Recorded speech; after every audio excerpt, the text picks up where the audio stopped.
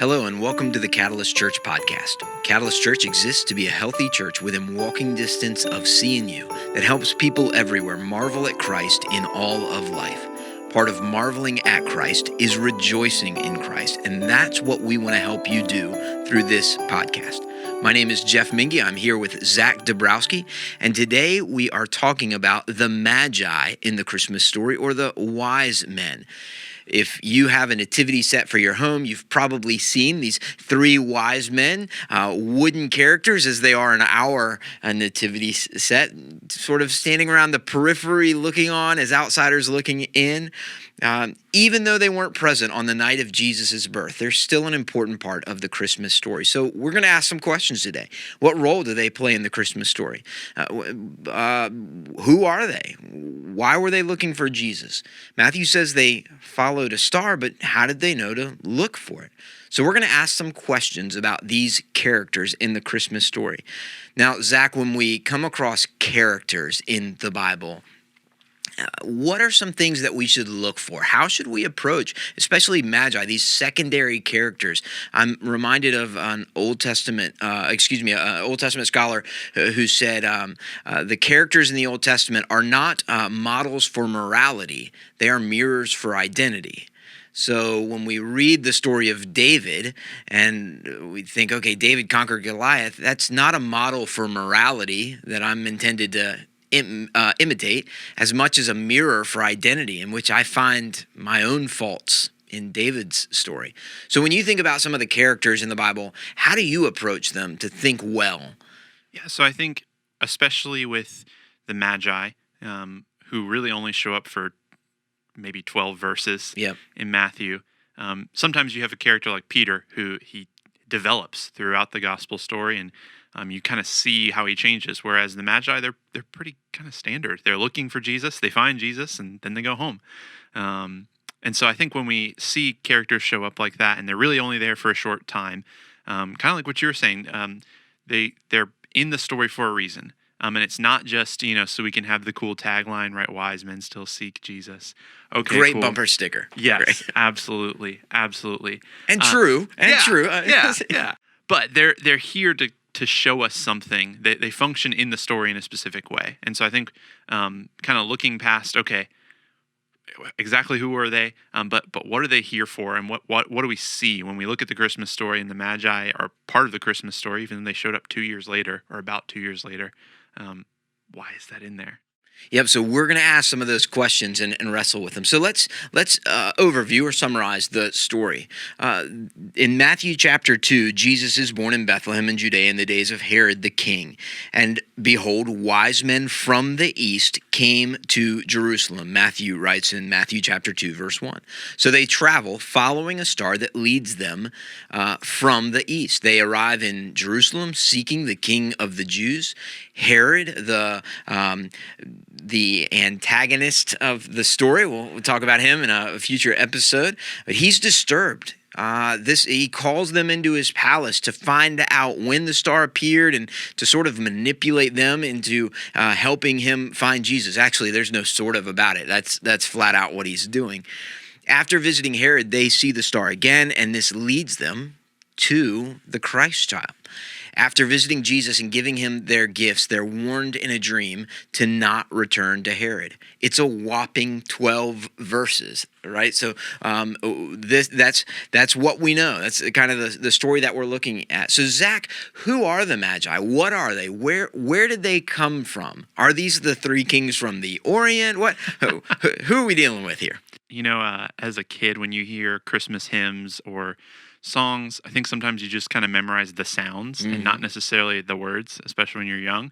So I just remember being fairly young and reading We Three Kings and the words to it and being shocked that there wasn't a place called Orientar, because I just figured, okay, that must be where they're from. But yeah, anyway, absolutely. Not used to talking almost in like Yoda kind of terms like hymns do sometimes. Yep.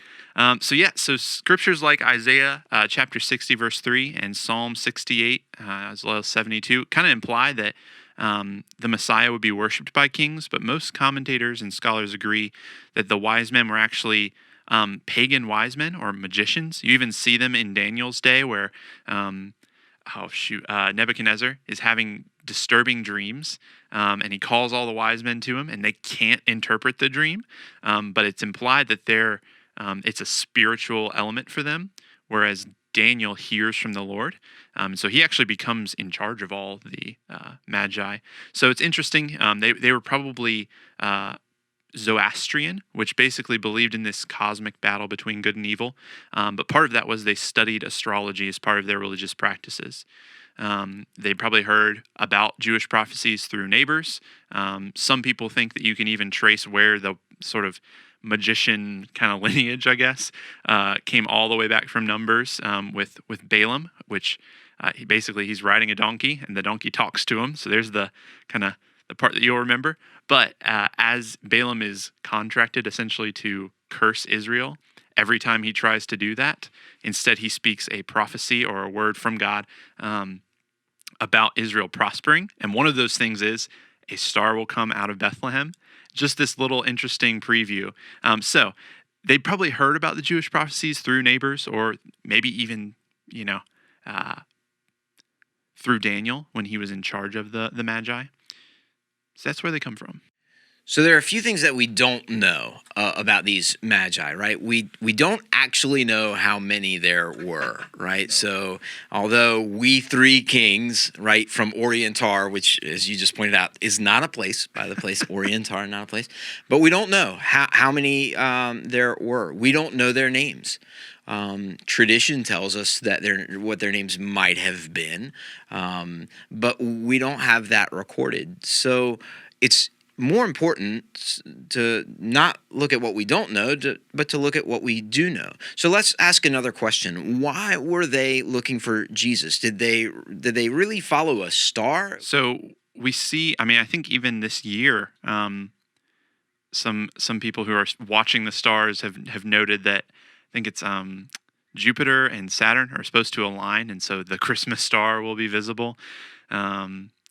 Some people think that it may have been sort of planets aligning, which makes sense. In fact, like the Romans would often study the stars and would trace that to a king arising.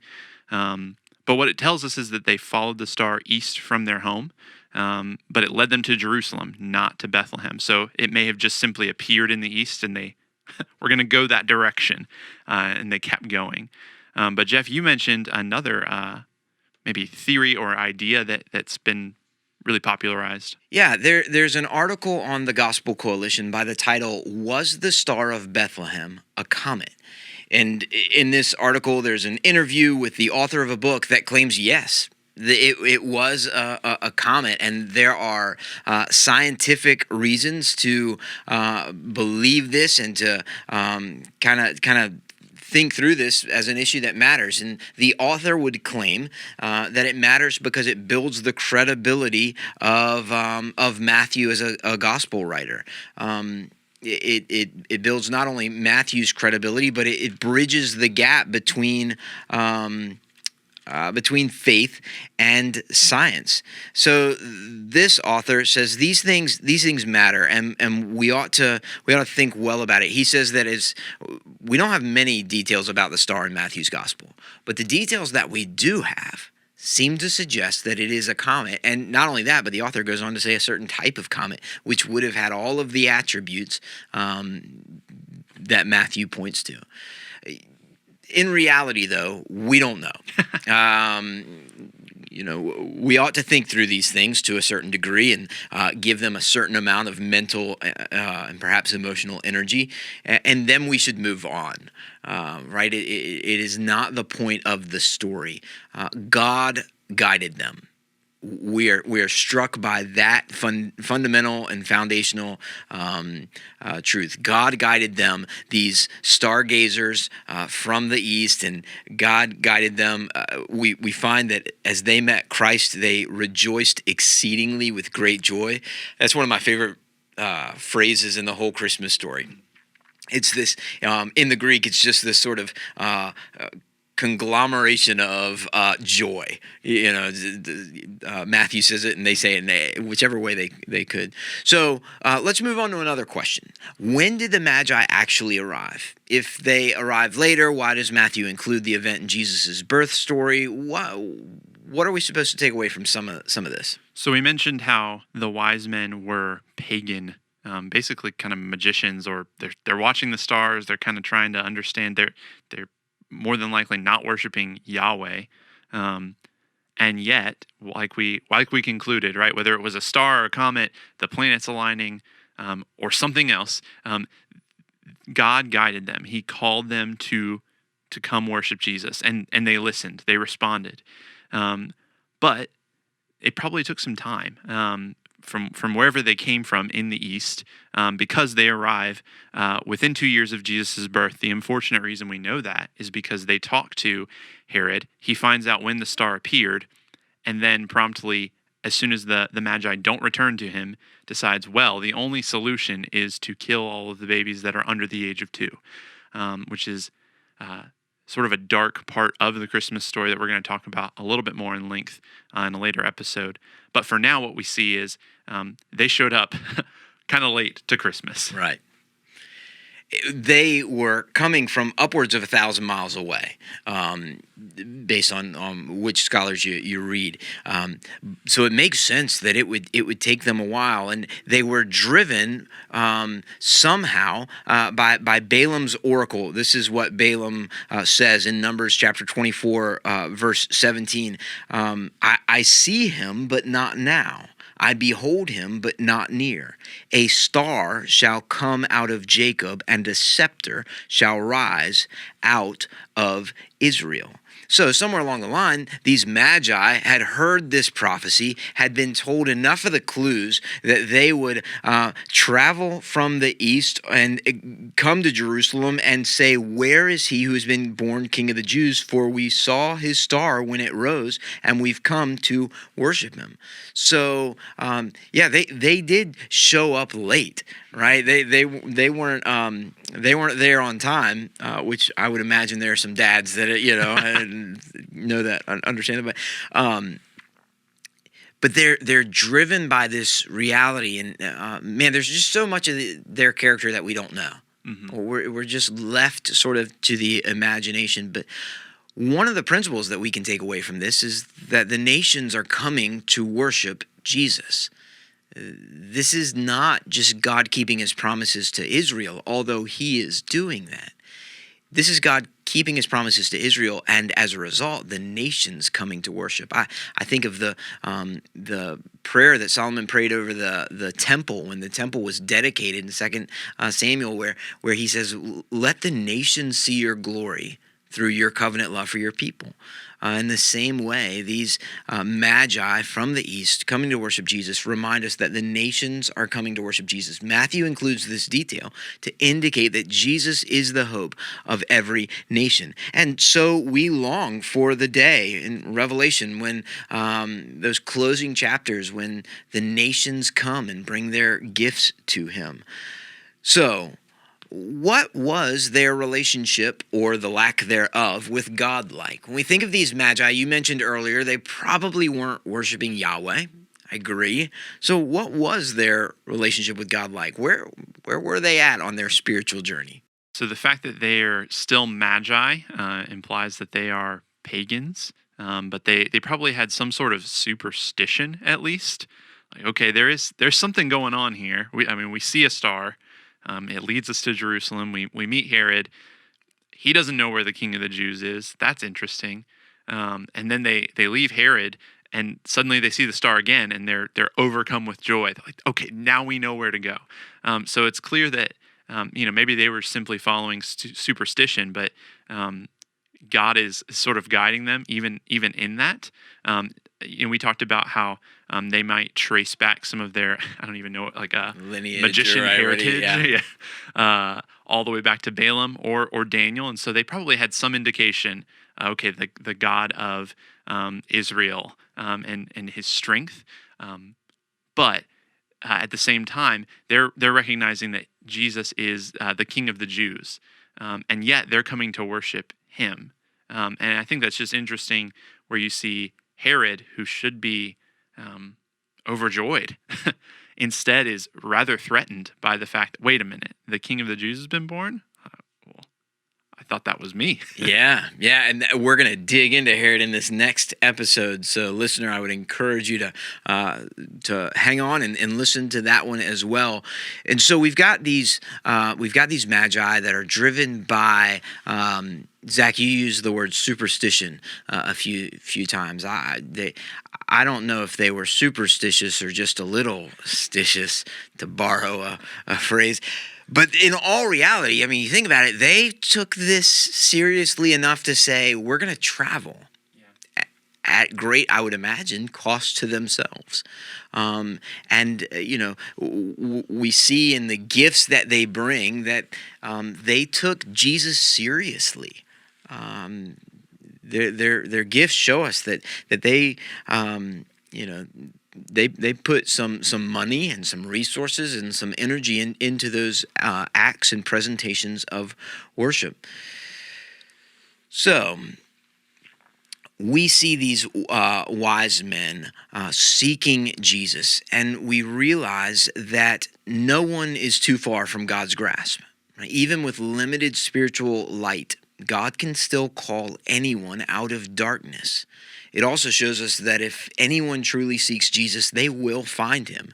Herod and the rest of the Jews are threatened by the true king, but those who come to see the Christ child come humbly. Shepherds, wise men, we see Simeon in Luke's account, and they rejoice in worshiping him. So, listener, remember, Jesus is the hope of every nation. And the turmoil of the nations and the nations which rage will one day find their peace in him. Jesus is for everyone, even those farthest from God. So we can rest in the truth that God is sovereignly accomplishing his purposes, from the rising of kings to the rising of stars. John Piper explains, God wields the universe to make his son known and worshiped. And in that, we can rejoice. So listener, remember, throughout all of the turmoil of 2020 and the chaos in which you have found yourself weary, remember that God is sovereign and he is wielding the universe to make his son known and worshiped.